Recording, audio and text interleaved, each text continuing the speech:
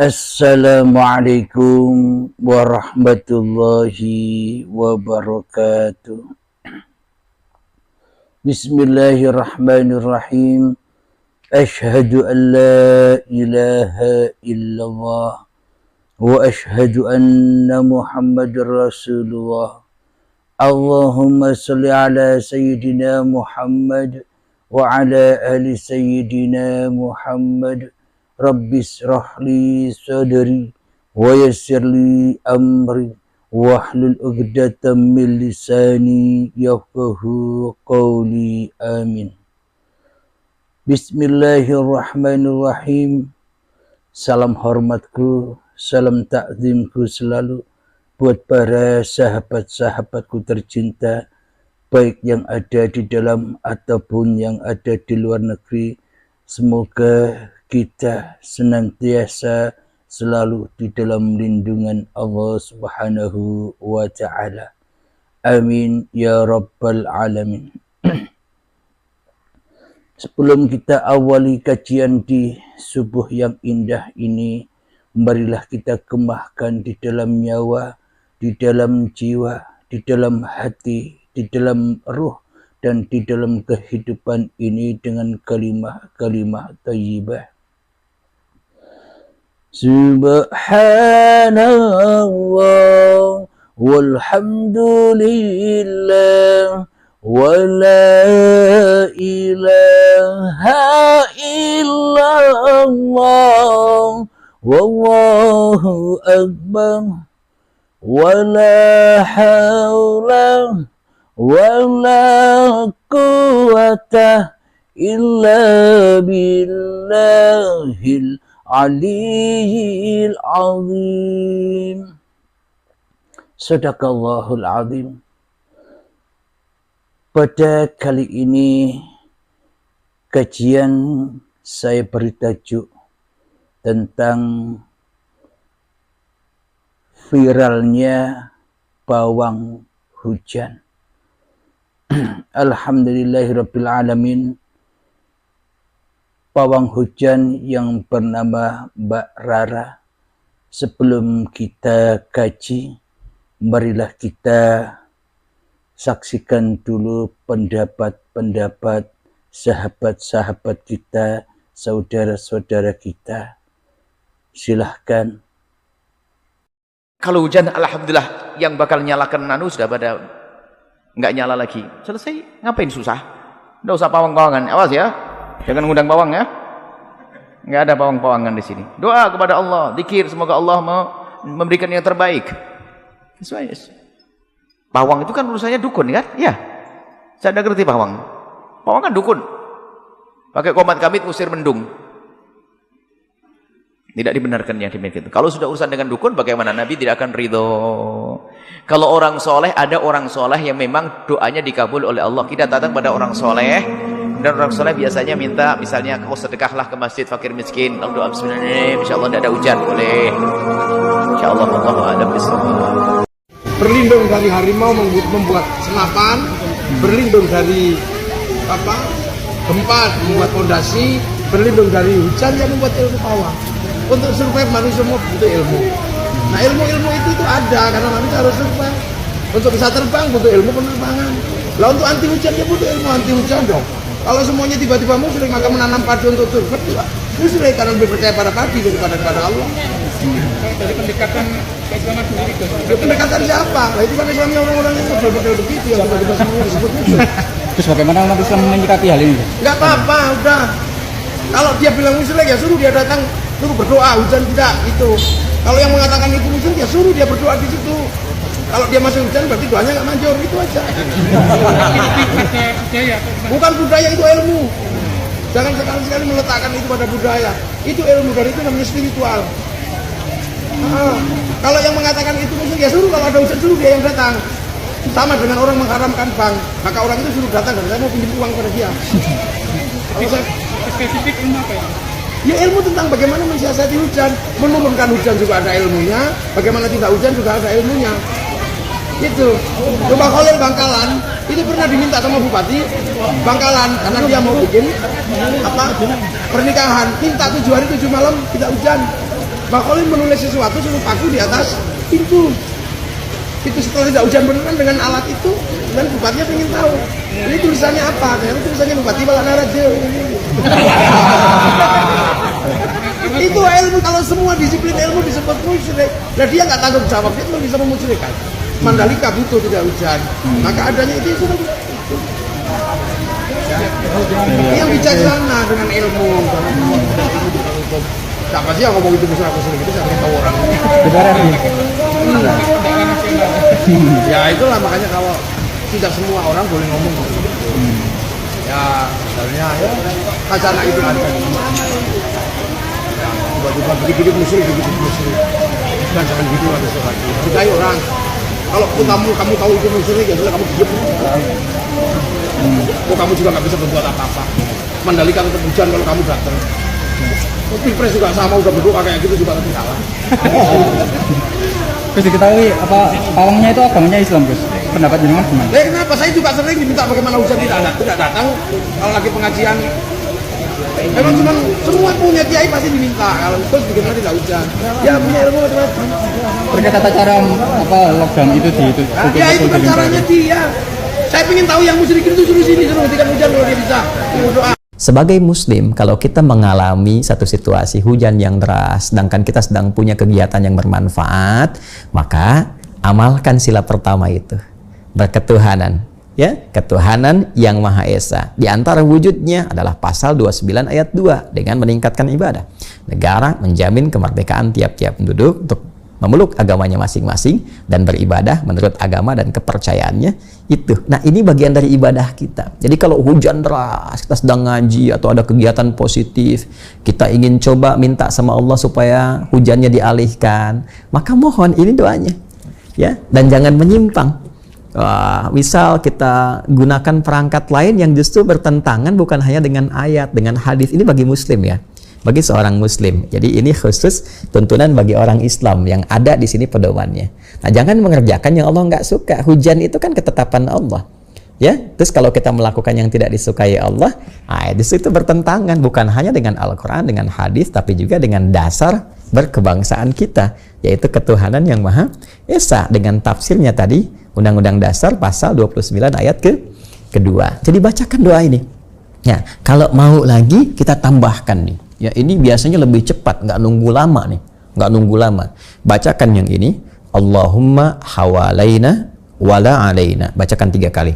Allahumma hawalaina wala alaina. Allahumma hawalaina wala alaina. Allahumma hawalaina wala alaina. Kemudian setelah itu kita bertawassul.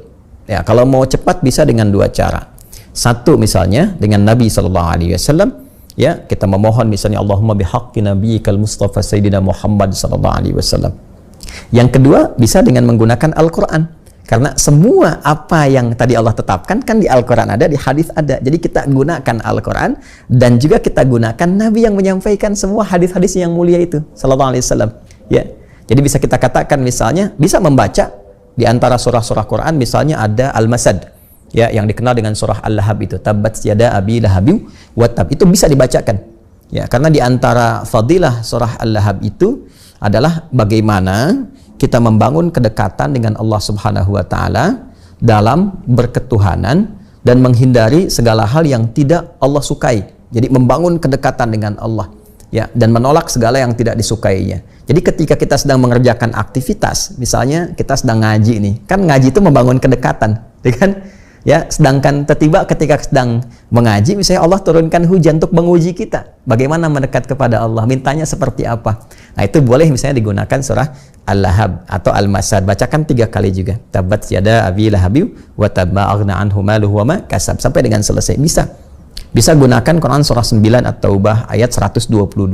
Wa ma kana al-mu'minuna liyanfiru kaffa falawla nafara min kulli firqatin minhum ta'ifah liyatafaqahu fid din wal yunziru qaumahum idza raja'u ilaihim la'allahum yahdharun. Bisa baca 3 kali terus sampai selesai. Ya, setelah itu berdoa. Ya, bisa kita pakai bahasa Arab, misalnya Allahumma ya Allah innaka ala kulli syai'in qadir bi rahmatika ya arhamar rahimin wa bihaqqi nabiyyika sayyidina Muhammad sallallahu alaihi wasallam wa bihaqqi qur'anika ya Allah wa bihaqqi hurufihi ya Allah al-ajibah ya an-nafi'ah. Ya, mohon Allahumma ya Allah ya la tunzil ilaina ya Allah ya arhamar rahimin al matara fi hadzal waqt ya Allah hina taqarrabna ilaika ya rabbal alamin. Boleh kalau tahu bahasa Arab. Ya Allah mohon jangan dulu turunkan hujan pada kami saat ini ketika kami sedang mendekat kepadamu ya Allah. Atau sesuai redaksi hadis, Allahumma ya Allah hawalaina wala alaina, bacakan 3 kali, minta dengan penuh keikhlasan. Itu nggak nunggu lama karena hadisnya mengatakan kalau ikhlas benar seketika akan berhenti dan nanti ada bab lain lagi untuk meminta. Semuanya ada, alhamdulillah ada solusi, ada jawaban. Jadi bagi umat Islam, insan beriman, jauhkan dari perilaku-perilaku yang menyimpang, yang tidak Allah sukai, menggunakan sesajian, hal-hal yang tidak tepat misalnya, atau menggunakan jasa-jasa yang memang orang yang dimaksudkan boleh jadi jauh dari Allah, nggak kenal Allah, mengerjakan perbuatan yang nggak Allah sukai.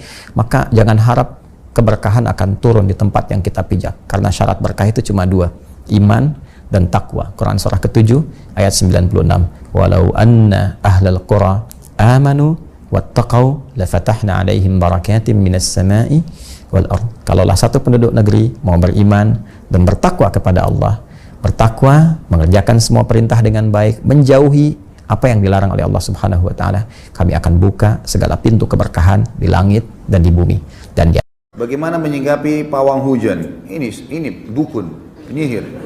Ada acara hujan, biarin hujan, akhi. Rahmat dari Allah. Kenapa? Pasang tenda, gitu kan. Masuk dalam ruangan. Kalau lebat sekali hujan, tunda hari lain. Jangan dipanggil. Pawang hujan ini dukun. Nggak boleh sama sekali, haram dalam Islam.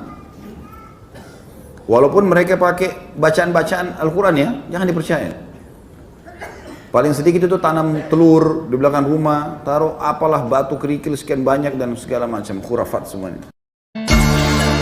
Aksi Mbak Rara sebagai pawang hujan di sirkuit Mandalika saat MotoGP. Saatnya menunjukkan pada dunia kearifan lokal budaya Indonesia. Rahayu, rahayu, rahayu.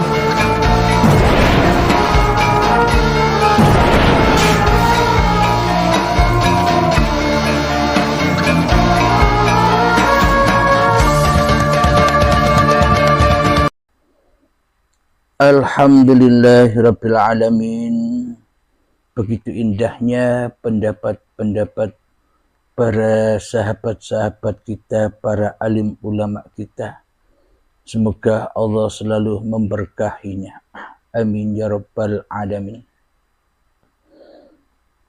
Di sini Mbak Rara sebagai sang pawang hujan yang lagi viral ini, banyak kecaman, banyak ejekan dari orang-orang yang tidak menyukainya, yang mengatakan syirik lah, yang mengatakan dukun lah, dan sebagainya.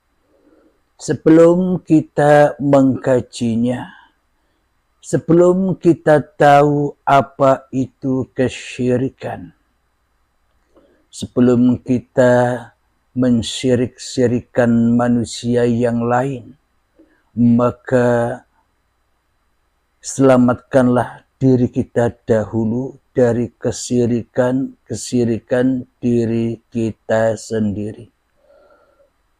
Ku anfusakum wa ahlikum naro.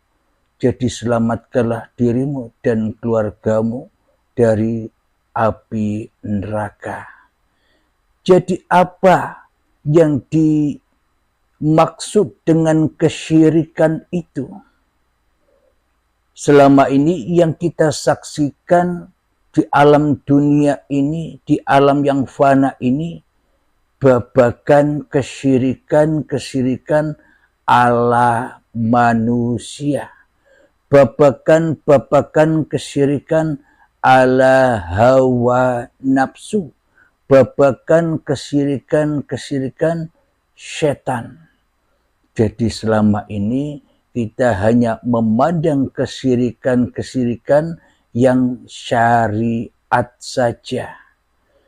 Kita memandang orang yang keluar dari syariat Islam, kita mengatakan syirik. kita menilai agama lain di luar Islam, kita mengatakan syirik.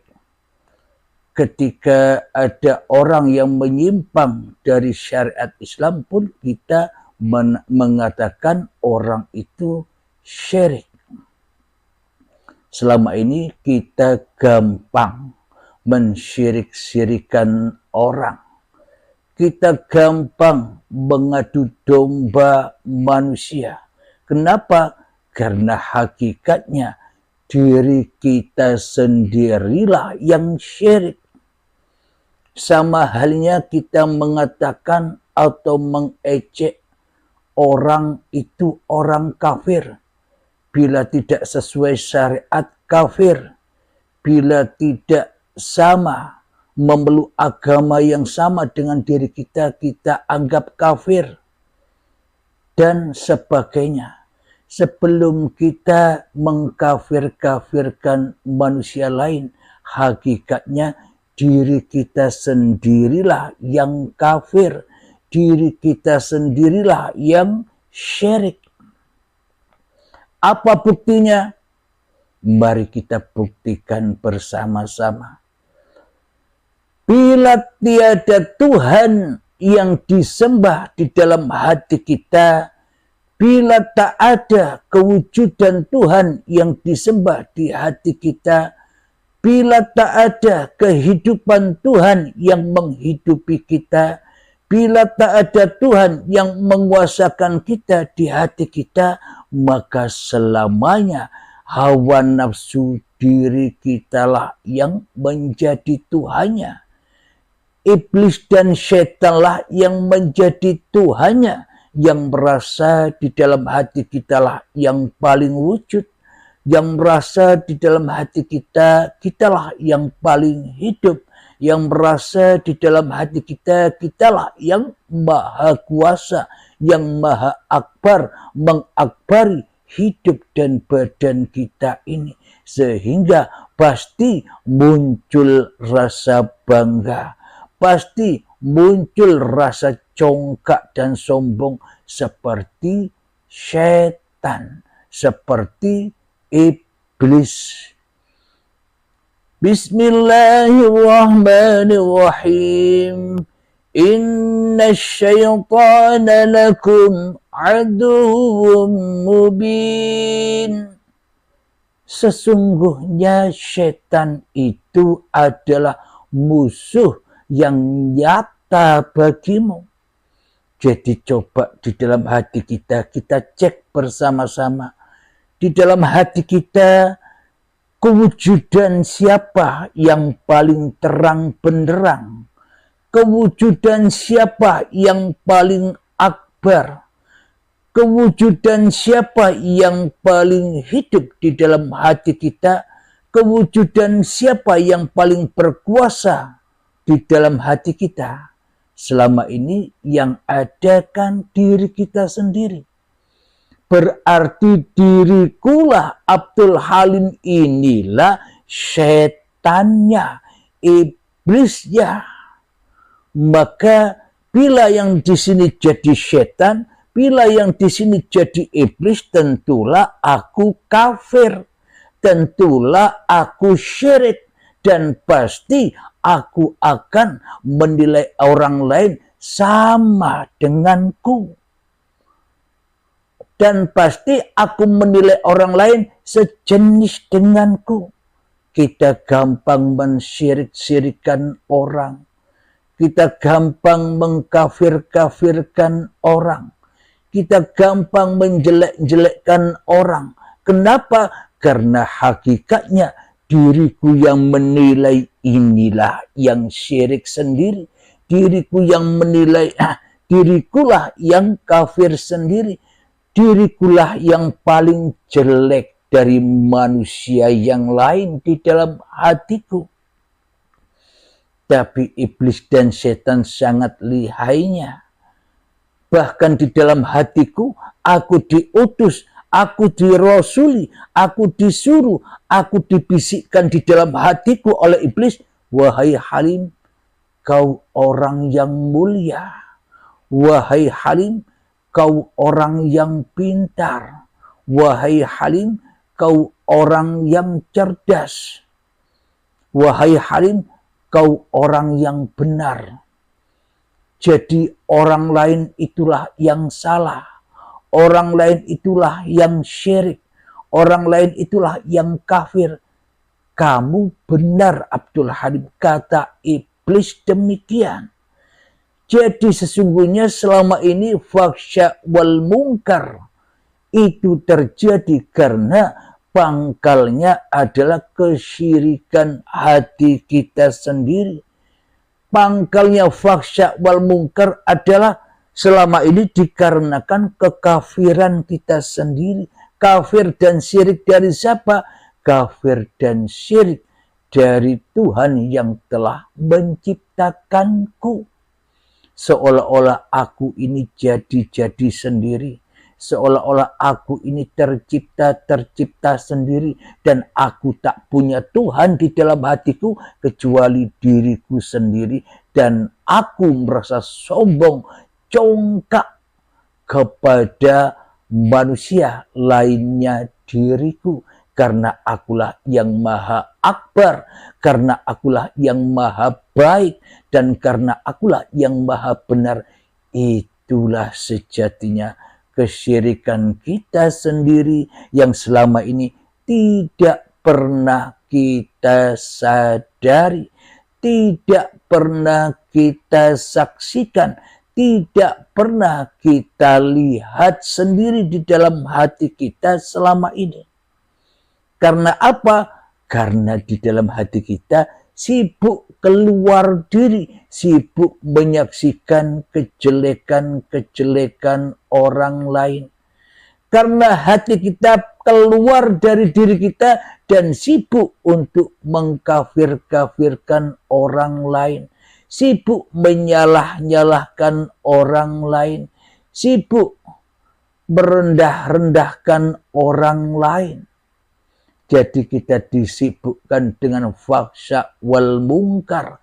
Kita disibukkan selama ini oleh iblis dan setan agar selalu dan selalu hanya bermain-main di luar diri saja di dalam kehidupan ini. Inilah maknanya kita selama ini jatuh terjerembab melewati wat siratal mustaqim, yakni wat jalan yang lurus menuju Allah. Kita selama ini terjatuh dan terjatuh karena memang sulitnya melewati wat siratal mustaqim ini, karena memang sulitnya melewati kehidupan ini.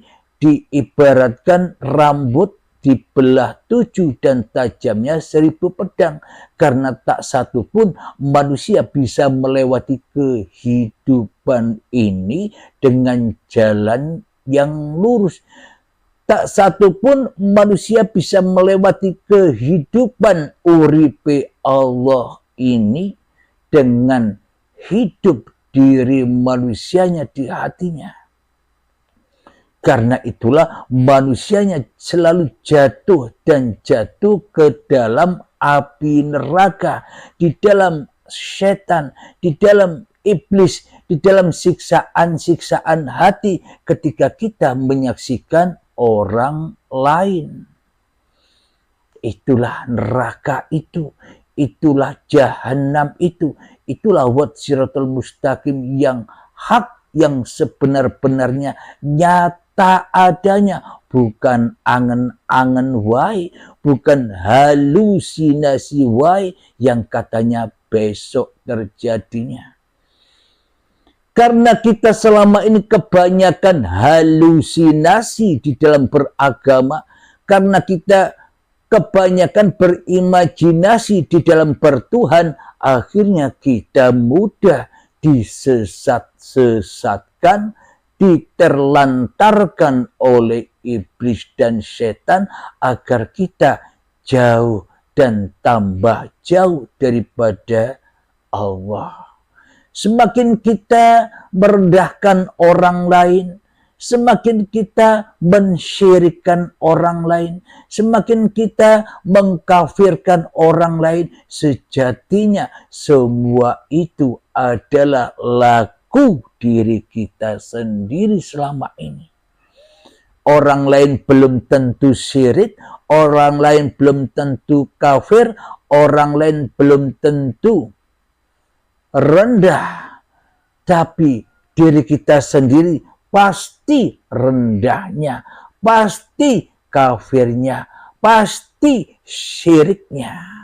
Kenapa? Karena sudah keluar kesyirikan itu, karena sudah keluar kekafiran itu, karena sudah keluar kerendahan martabat itu, keluar dari dalam diri kita yang selalu memandang orang lain, yang luput dan buta memandang diri kita sendiri di hati kita.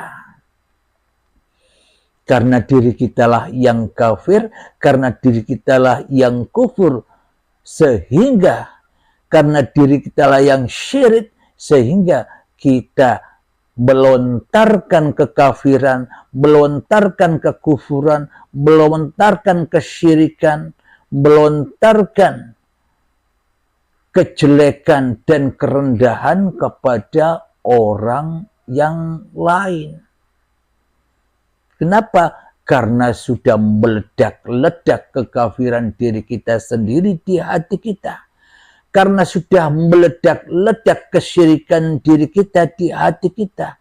Karena sudah meledak-ledak kejelekan, fahsya wal mungkar yang ada di dalam hati kita, sehingga mengalir menjadi api-apinya neraka yang selalu menghebohkan, yang selalu membuat huru haranya hati kita sendiri selama ini.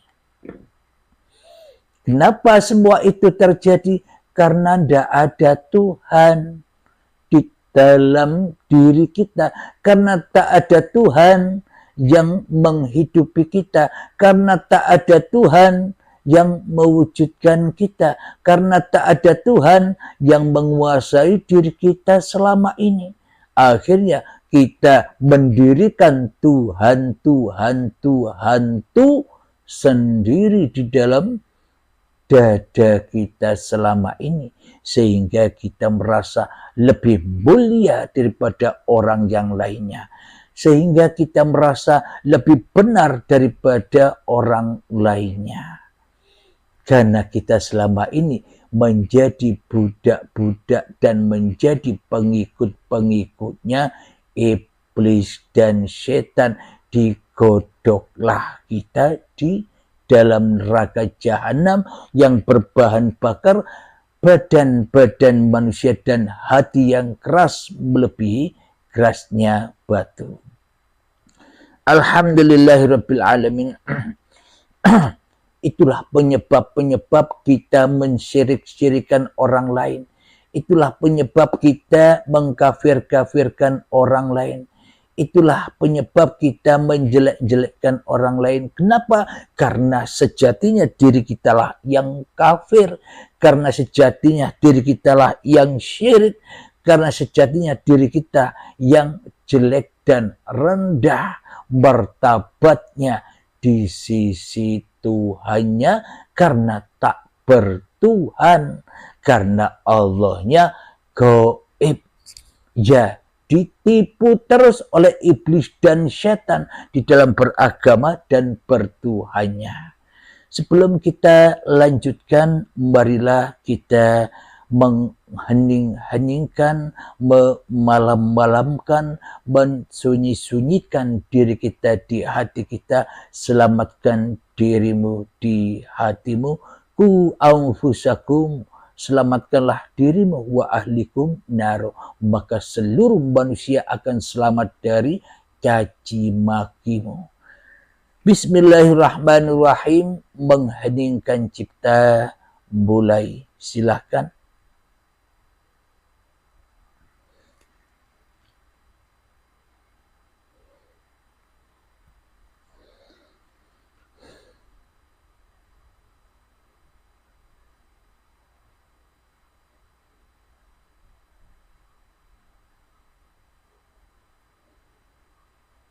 Alhamdulillahirabbil alamin, mengheningkan cipta selesai.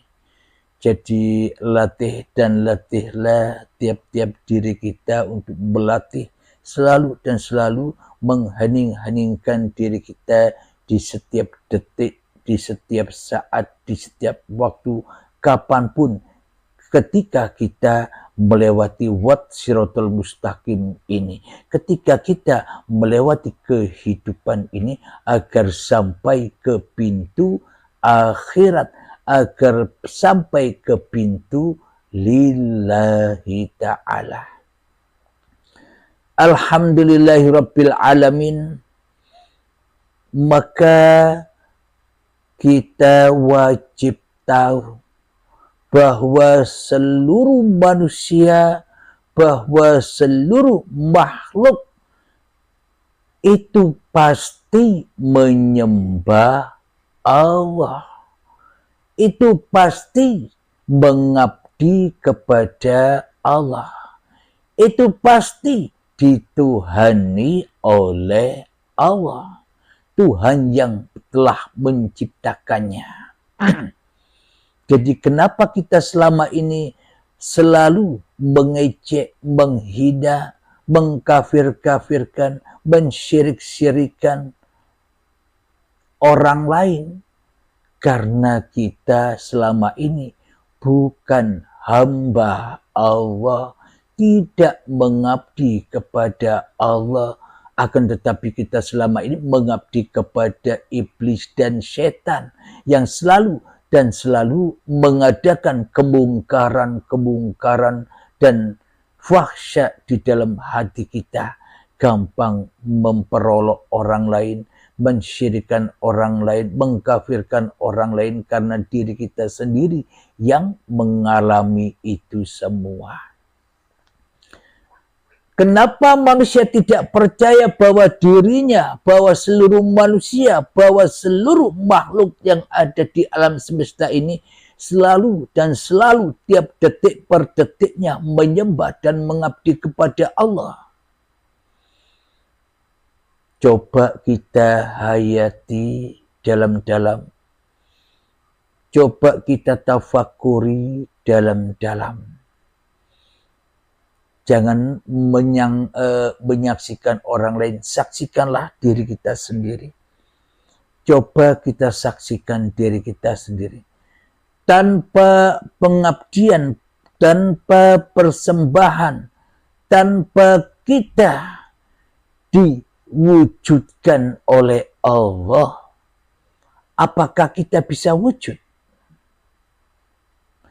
Tanpa kita dihidupi oleh Allah, apakah kita bisa hidup? Tanpa kita digerakkan oleh Allah, apakah kita bisa gerak? Ketika kita bisa melihat tanpa Allah, apakah kita bisa melihat?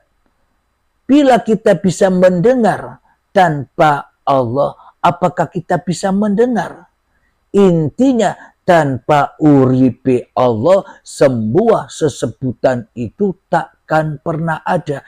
Inilah yang dimaksud, karena manusia dan alam semesta ini selalu dan selalu mengabdi, bergantung kepada uripe Allah. Inilah bukti bahwa seluruh manusia, bahkan diri kita, selalu dan selalu mengabdi kepada Allah. Tapi kita tidak sadar.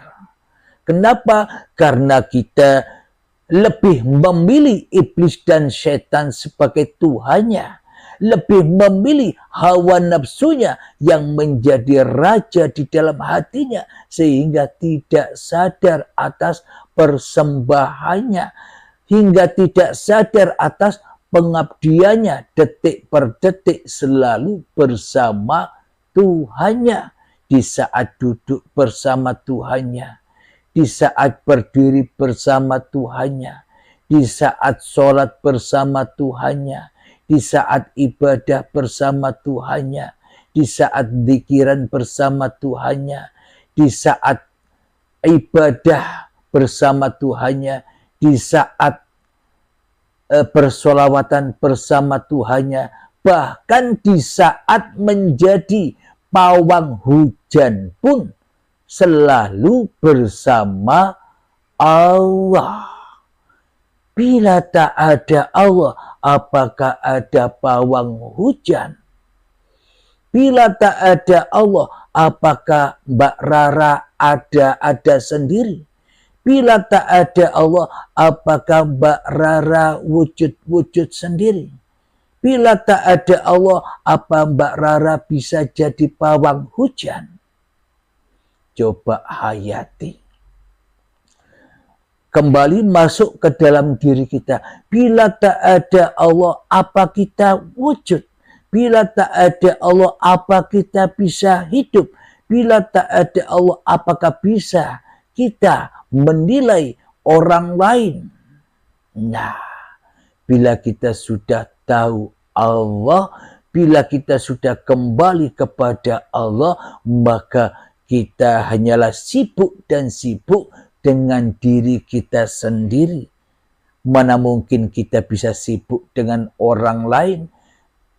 Kepada diri kita saja kita sibuk sendiri. Sibuk apa? Sibuk mengingat. Sibuk apa? Sibuk mengabdi. Sibuk apa? Sibuk kembali kepada Allah. Bagaimana mungkin bila kita sudah kembali kepada Allah, kita bisa menilai diri kita sendiri? Bila hanya Allah yang ada, berarti makhluknya sudah tak ada lagi. Bagaimana mungkin kita bisa menilai diri kita bila kita sudah gaib, bila kita sudah tiada, bila kita sudah tak ada lagi di dunia ini? Bagaimana mungkin kita bisa menyaksikan yang lainnya? Kepada diri kita sendiri saja kita takkan pernah bisa menyaksikan. Lalu bagaimana mungkin kita bisa mengkafir-kafirkan, bisa mensyirik-syirikan, bisa mensesat-sesatkan, bisa merendah-rendahkan orang lain? Bila saja kita sudah lebur di dalam liputan Allah, sudah lebur di dalam kewujudan Allah, sudah lebur di dalam kehidupan Allah, sudah lebur di dalam kekuasaan Allah yang meliputi alam semesta ini. Apakah Mbak Rara, kewujudan Mbak Rara itu bukan kekuasaan Allah? Apakah pekerjaan Mbak Rara sebagai pawang hujan itu bukan ciptaan Allah? Nah, bila kita sudah kembali kepada Allah, maka faksa wal mungkar pun akan hancur.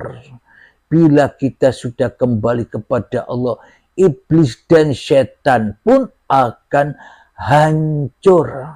Bila kita selalu dan selalu kembali kepada Allah, dajjal dan hawa nafsu ini pun juga hancur. Yang ada hanyalah ya ayyatuhan nafsul mutmainnah, wahai jiwa-jiwa yang tenang. Jiwa-jiwa yang mana yang dikatakan jiwa yang tenang itu? Jiwa-jiwa yang sudah kembali pulang kepada Tuhannya. Jiwa-jiwa yang sudah pulang kepada kewujudan Tuhannya. Jiwa-jiwa yang sudah pulang kepada kehidupan Tuhannya. Jiwa-jiwa yang sudah pulang kepada kekuasaan Tuhannya. Jiwa-jiwa yang sudah pulang kepada pagelaran panggungnya Tuhan. Jadi itulah jiwa yang damai, hawa yang mutmainnah, yang selalu selamat kembali kepada Allah. Irji'i ila rabbiki radiyatan mardiyah. kembalilah dengan rela dan ridho kepada Tuhanmu, maka Allah pun ridho kepadamu. Fadkhuli fi ibadi, maka jadilah orang-orang yang mengabdi. Siapakah orang-orang yang mengabdi itu? Seluruh manusia itu mengabdi dan menyembah kepada Allah, sehingga tiada kejelekan-kejelekan lagi bila yang ada hanya Allah. Tapi bila yang ada hanya diri manusia kita, ya semuanya serba jelek. Ada kisahnya keluarga yang diceritakan, diabadikan di dalam Al-Quran, yakni Luqman Hakim.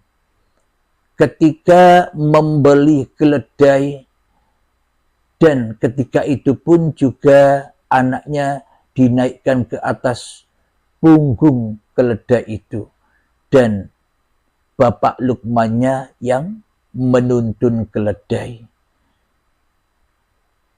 Orang-orang yang melihat, oh anaknya kok kodo sekali, tidak menghormati orang tuanya yang menuntun anaknya di atas punggung kuda.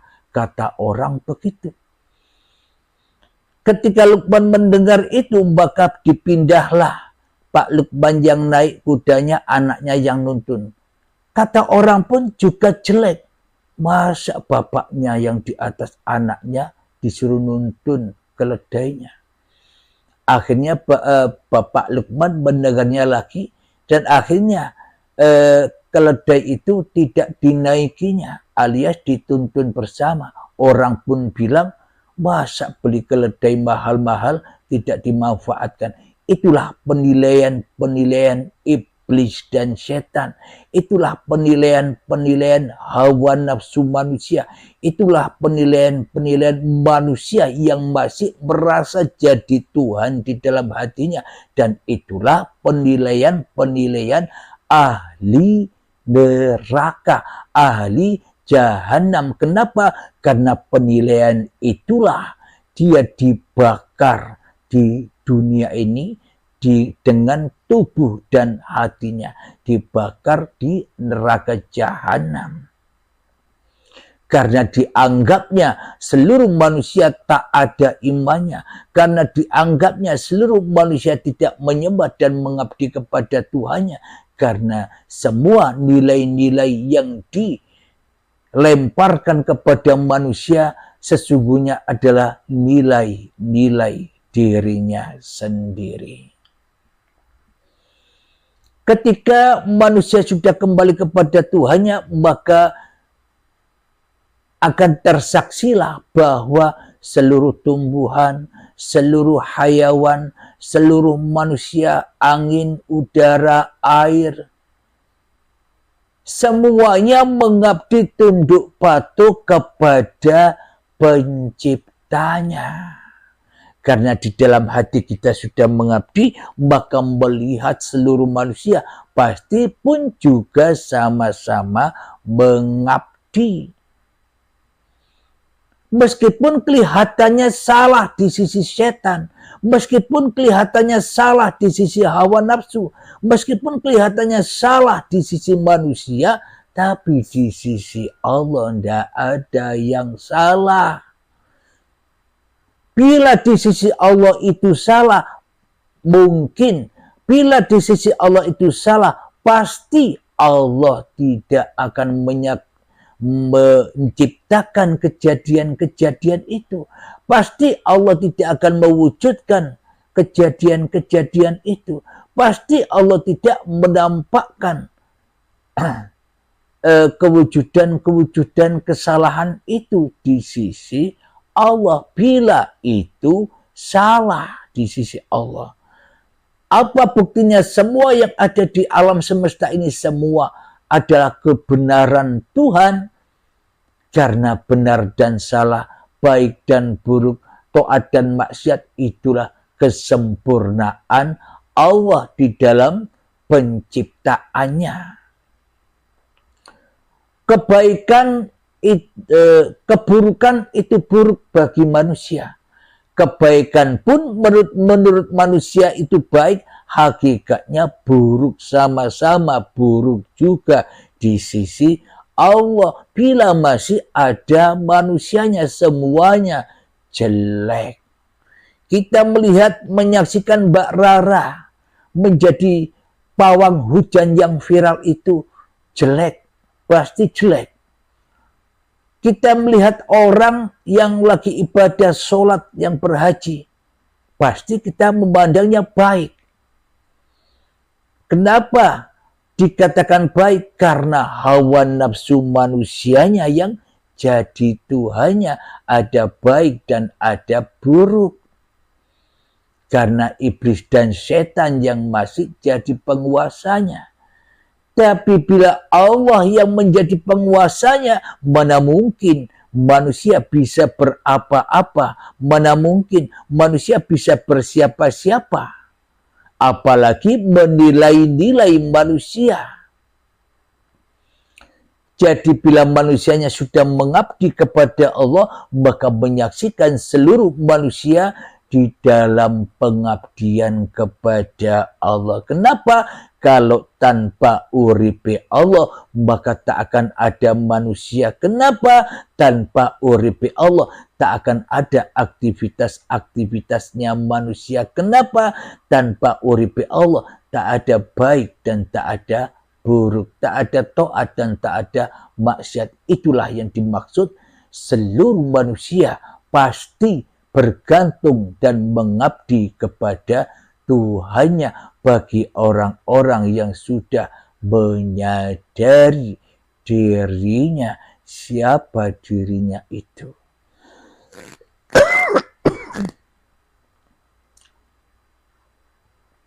Alhamdulillahirabbil alamin. Jadi semua penilaian diri kita sendiri yang tahu.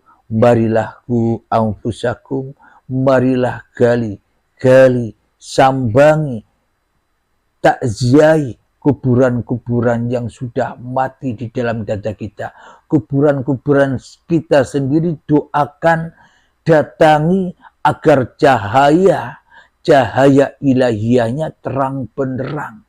Kita selama ini jadi ahli kubur tapi tak merasa apanya yang terkubur, imannya, jiwanya, takwanya yang terkubur, sehingga karena kita sering keluar dari kubur jadi hantu-hantu di dunia ini. Hantu-hantu yang hubbud dunya. Marilah kembalilah ke alammu. Marilah kembalilah ke alammu. Marilah kembalilah ke alammu. Inna lillahi wa inna ilaihi roji'un. Karena bila engkau mau rela ridho kembali kepada alammu, maka engkau akan bertemu dengan alam yang baqo, alam yang abadi, alam ilahiyah. Wahai hantu-hantu yang ada di dunia ini, yang hubbud dunya, kembalilah ke alammu agar jiwamu tentram, sentosa, selamat di sisi Allah. Meskipun kelihatannya kita hidup di dunia, maka hati kita selalu dan selalu di akhirat. Maknanya hati selalu dirasuli Allah, hati selalu diutus Allah, hati selalu disuruh Allah, hanya diutus, disuruh dan dirasuli Allah. Itulah bukti contoh manusia yang termulia, yakni Kanjeng Nabi Muhammad, supaya kita mengikuti contohnya. Apanya? Hatinya yang harus ikut. Meskipun syariat-syariat kita berbeda, tapi yang penting hatinya iman, hatinya kembali ke alam keabadian, hatinya kembali ke sisi Allah. Apa perbedaan syariat? Anda berdiri, saya duduk, kan beda syariat. Anda ke kantor, saya ke ladang, kan beda syariat. Anda mandi, saya sholat, kan beda syariat. Sungguh berbeda-beda syariat manusia, tapi selalu dan selalu sinkronkan kepada syariat Tuhan, syariat sunnatullah, syariate uripe Allah. Bila kita semua seluruh umat manusia kembali ke dalam dirinya, pasti ia akan menemukan alam kelanggengan, alam keabadian. Maka abadilah alam semesta ini, maka indahlah hidup ini. Alhamdulillahirabbil alamin. Semoga saya khususnya dan semoga kita semua senantiasa dibahagiakan oleh Allah di alam kelanggengannya, di alam keabadiannya. Alhamdulillahirabbil alamin. Sebelum kita akhiri, marilah kita gemahkan salawat dalimin taf'ul bala. Allahumma salli ala sayyidina Muhammad wa asghili zalimin bizalimin wa akhrijna min bainihim salimin wa ala alihi wa sahbihi ajma'in. Bismillahirrahmanirrahim.